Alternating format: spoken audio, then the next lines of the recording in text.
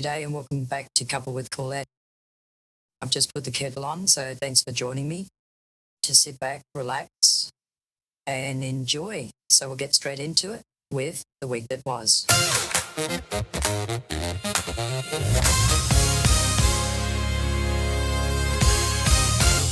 Right, this week, I'm a bit blue. Not emotionally, just physically. My skin's blue. I made a bath bomb on Tuesday because I was following the instructions from a YouTube, and she made it look really straightforward with just bicarbonate soda, citric acid, coconut oil, food colouring, and I thought I'd make a batch for the girls. I used a blue food colouring, but I used too much, obviously. The bomb itself looked great. Like I put it in the bath on Wednesday evening and it fizzed up just like the instructional video. And I lay there, I thought, you know what, I could sell these on eBay or something. But anyway, I got out and I looked in the mirror, Smurf, from the neck down. It still hasn't come off, and I hope it comes off before Aqua Rivers next week. Anyway, so that's what happened. Speaking of backward rivers, I feel sick to the stomach. What had happened is I made some lemon slices to take with me, because usually the girls and I meet after the session and have a coffee and a cake and chat. And I bought the lemon slice, and I didn't know Bernie was allergic to poppy seeds. And then within minutes, she was gasping for air and we had to call the ambulance. And I think she's still on a ventilator. So Des and I are going to go visit her in the hospital tomorrow. A staff member from the leisure centre, she came up to me and she said, in future, if we're to bring food onto the premises, we have to print out the ingredients and highlight the allergens. So yeah, I'll definitely do that next time for sure. After Aqua Rivers, I just dropped into Woolies because I just needed some honey leg ham and some pigs. Des borrowed next door's trailer to pick up a satellite dish off Gumtree. I said, Des, what are we going to do with the satellite dish? Our TV's working fine. And he said, oh, don't worry, we'll get hundreds of new channels. You should see the size of it. I think we're going to get not only every channel that's ever existed, but ones that haven't even been invented yet. It's huge. Oh, the ants are back. I know I dealt with this episode 1 and I genuinely thought they were done. Turns out the dustbuster was not a long-term strategy because they're using a different entry point this time. I once read that ants don't like Vegemite because apparently the salt dehydrates them. So what I did is I smeared lines of it across the windowsill and down the walls and in the pantry on the shelves. Like they found the Vegemite, but they're eating the Vegemite now. Like they're going through it like it's the greatest thing that's ever happened to them. I don't know what to do with them. So if anyone's got some advice, please write in. It's cuppawithcorlette@gmail.com. Now, I entered a competition this week. The fabric whitener that I use was running a competition. We had to send in a video of before and after of show us your worst stains. So I put on my good slacks and Des got the whippersnipper out and put the earmuffs on and Tyler filmed it for the performance for us. What I did is I tripped on the hose, and because our block is on a slope and it's been raining, I slipped and rolled down to the bottom of the garden. Tyler got some good angles of the mud and the grass clippings, and we tried to upload it yesterday and we found out the competition had already closed. And now it's time for What Would Corlette Do? Now, we've had our very first letter for some gardening advice, and it comes from Aaron in Shepparton in Victoria. Aaron writes, Hi Corlette, love the podcast. Now that autumn's coming and it's getting colder down here, I can't get my zucchinis to grow. Any advice? Hi Aaron, good question. Now I'm glad you asked because I did not win first prize at the Sale Farmers Market for Corlette's courgettes for nothing. I've developed a system for the cooler months where I actually crochet them sleeping bags.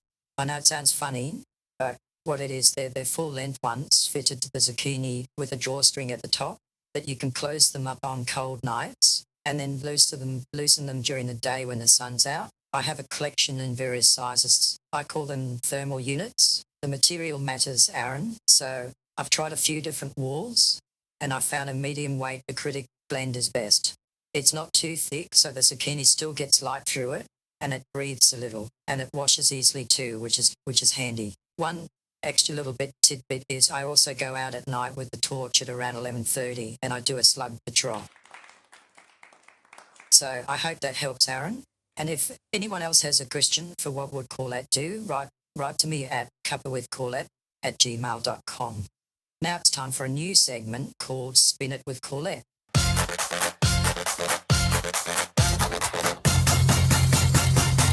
Right, here's how Spin It with Corlette works. I tell you a story and you have to decide if I'm telling it straight or if I'm pulling your leg, okay? So here we go.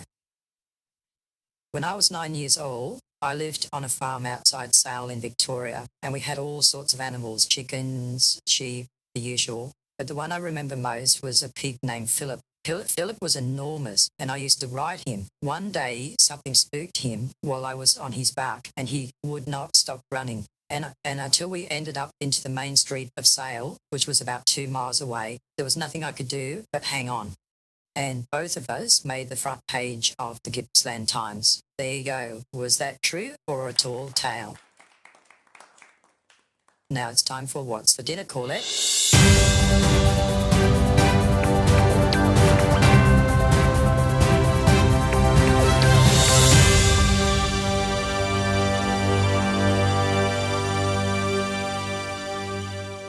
We're having tuna mornay tonight. So here's what you're going to need. You're going to need two tins of tuna, drained, a white sauce, so butter, flour, milk, salt, pepper, a good handful of tasty cheese, stirred through while it's still hot, some frozen peas, and breadcrumbs on top. In the oven at about 180 until the top is golden and the edges are bubbling. And for dessert, we're going to have Viennetta ice cream. Now, some of you might already know what ASMR is. But for those who don't, it stands for Autonomous Sensory Meridian Response. But apparently it's when people make certain noises and it's supposed to give you a pleasant, tingly feeling in your brain. So I've gathered a few things to make some sounds and I'm going to give it a crack. So here we go. Sit back, relax, and enjoy.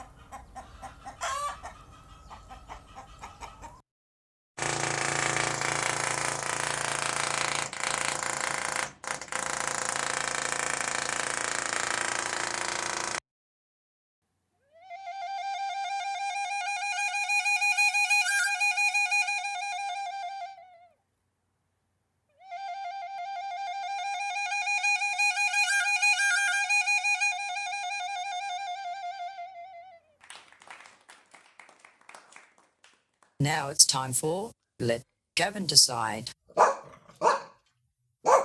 Now, I really should go for a walk, but I really don't feel like it. So I've decided to let Gavin decide.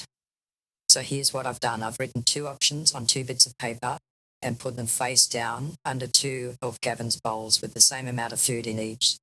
So whichever bowl Gavin eats from first is the answer. So no arguments, okay? Option 1 is 20,000 steps minimum, or option 2, a glass of rosé and a rerun of Water Rats. Okay, righto, here we go. Gavin's in the hallway. He's approaching the bowls. He's looking at them. Oh, he's sniffing the left one. And he's gone for the left one. Oh, that's 20,000 steps. Right.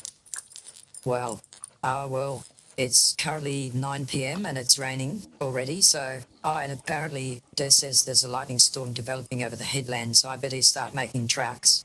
I hope you liked this week's episode. Please give me a review on your podcast player. And until next week, bye for now.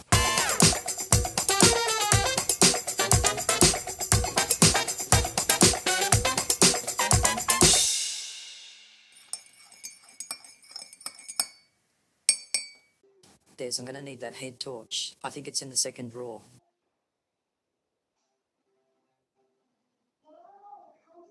Why does this wind cheater smell all musty?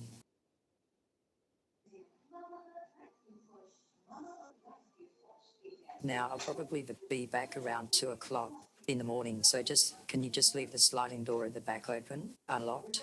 Because I won't bring my keys with me. Okay? Thanks, darling.